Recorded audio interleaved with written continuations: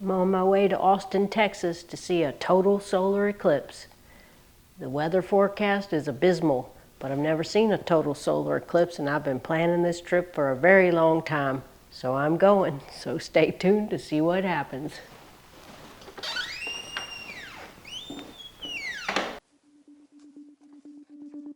Hello.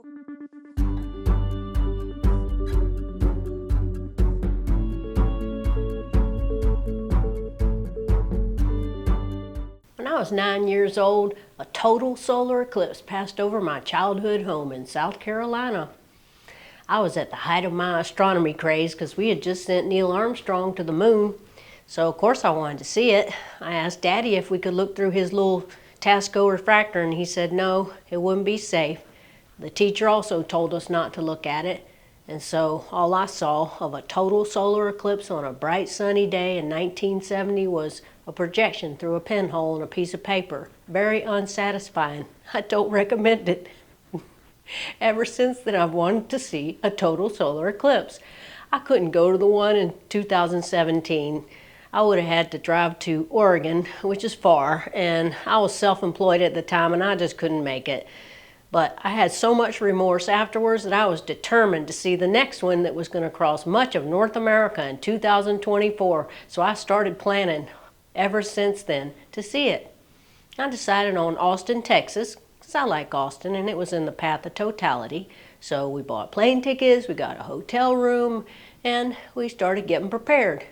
In October 2023, I went to see the annular eclipse in extreme Northern California. That was pretty neat, and I practiced with my 400 millimeter lens with a 1.4 times teleconverter, which gave me 560 millimeters. And I made my own filter to go on it because you can't take your filter off at any time during an annular eclipse.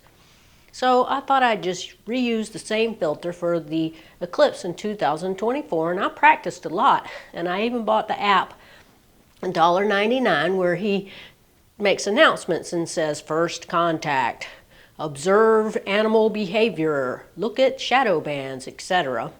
And I knew he was going to say 30 seconds before totality, remove or put your hand on your filter. Well, I was going to take it off because it wasn't going to damage my camera. So I put my hand on my filter, and to my horror, it would not come off because I had put tape on it and the tape would not come off. I panicked, and I don't know what happened, if I brushed my settings or I was just in desperation changing them, I don't know, but my settings were all wrong. They were not what I practiced or had written down on a piece of paper or anything. So I don't know how they turned out, but in the middle of that panic, Pepper was screaming, forget about the camera, just look at it with your binoculars, which was all I had because my telescope that I was planning to take to the eclipse, plus my mount and my binoculars and a lot of other things were all stolen. And so in the end, I just replaced the binoculars quickly, and that was all I took with me other than 3 cameras. One for a wide-angle shot video, one to film us and our reactions, and the third one that had the long focal length. A week or two before the eclipse, one of my sisters who was going kept sending us these videos with these dire, ominous weather predictions saying there would be thick clouds over the entire state of Texas and that you wouldn't be able to see through them. We wouldn't see anything. For some, in the southern part of this path of totality, we've got some issues potentially in the form of severe weather. So let's talk about. It's causing incredible anxiety. And in the end, we all brought our passports with us as well, just in case we had to drive to Mexico. The day before the eclipse, we decided to drive around and reconnoiter and find a viewing site because we didn't really have one. We didn't want to stay in Austin because the totality was only going to last 90 seconds. So we drove out to Balcones Canyonlands Wildlife Area. Welcome to Austin, Texas. I flew in last night and I'm here for the total solar eclipse tomorrow. It's pretty cloudy, but I'm keeping my hopes up to see my first total solar eclipse.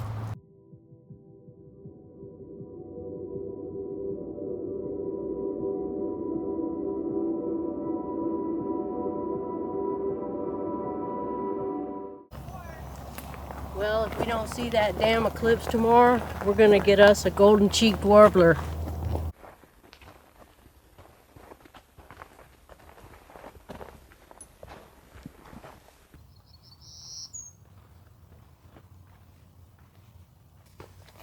Oh, and look at that coming right out of the middle of the path.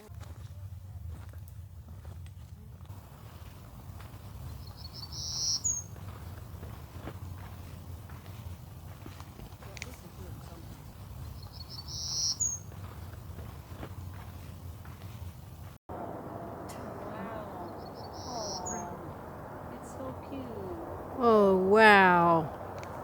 Is that y'all's first time?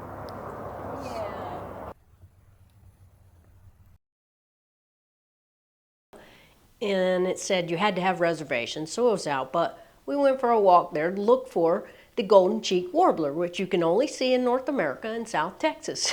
And we saw it. So that was going to be our consolation in case we didn't see the eclipse the next day. So Balcones was out, so we looked at the weather. It was bad in Uvalde. It was bad in Waco. It was bad in Killeen.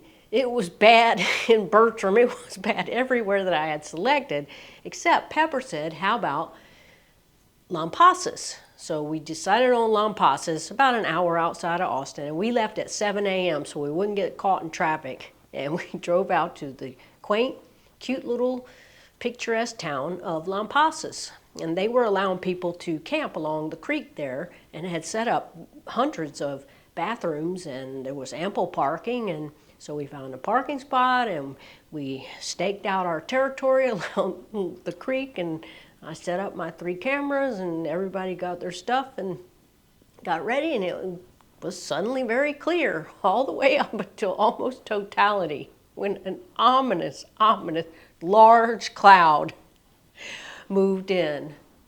Everyone ready for the eclipse? Yep. Yeah. We're ready. Let's go. Eclipse day. Oh dear, this does not look good. It is 7 flippin'. It's 8:02.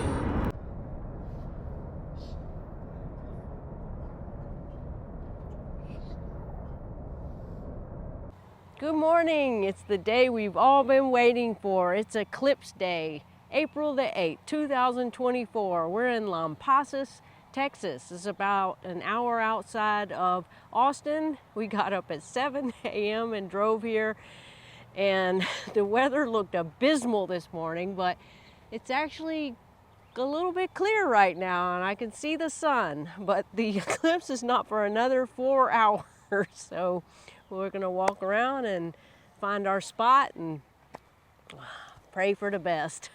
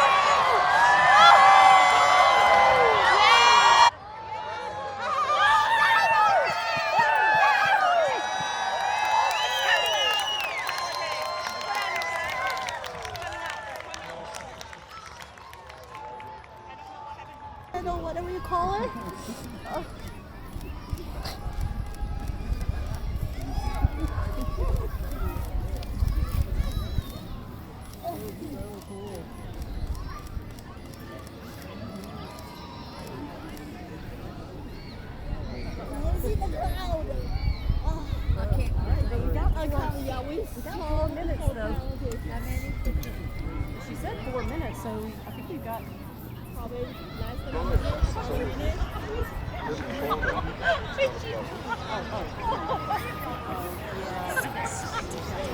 Third contact.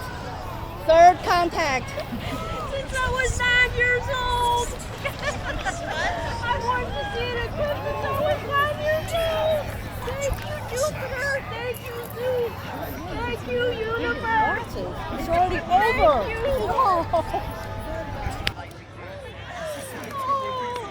Get any pictures? Diamond ring? Forget about that. Let NASA take the Oh, that was great.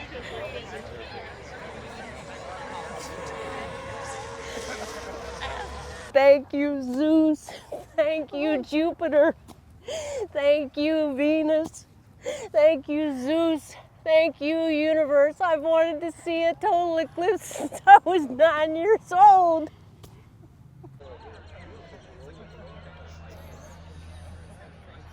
I got nothing. I was so excited. I got nothing. That's diamond ring. Oh my God!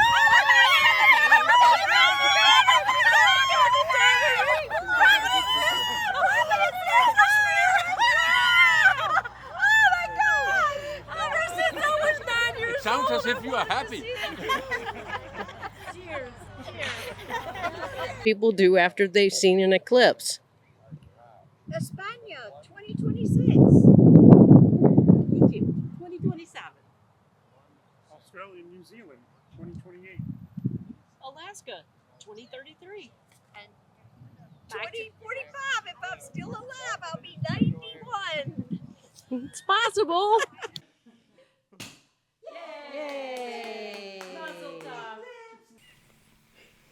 We just got back from a total solar eclipse. We went to Lampasas, a town about an hour from Austin that Pepper picked out. And I picked out the nice spot by the creek. And I think Pepper wants to tell you something about Lampasas. It's right in the middle of the totality path. Thanks, Pepper. And so everybody, one word to describe a total solar eclipse. Pepper? 震撼, awe-inspiring. Spectacular. Jaw-dropping. Magnificent. Earth-shattering, life-changing, and glorious. And so we're celebrating with champagne.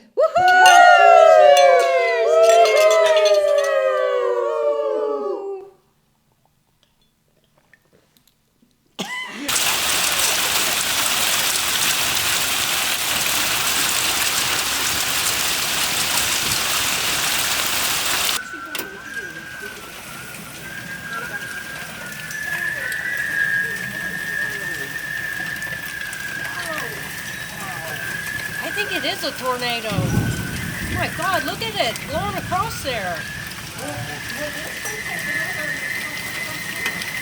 Oh my God. Whoa. Wow. Oh my God. Oh my God. Oh my God, look at it.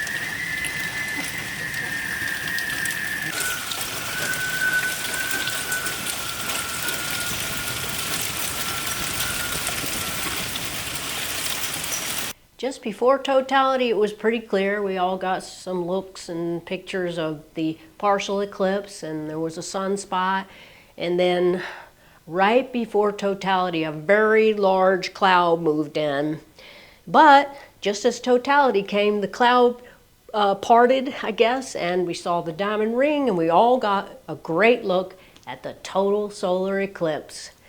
It was magnificent and stupendous, and we saw the animals going crazy as it got incredibly dark, so dark that the street lights came on, people's headlights came on, their cars, and the birds were flying into the trees like it was dusk and time to go roost. And it was very dark for a very long time, and the animals were making noises, and the birds in the canal didn't know what to do. And that was very, very neat. And the crowd was yelling, and it was just such an incredible spectacle, something to behold.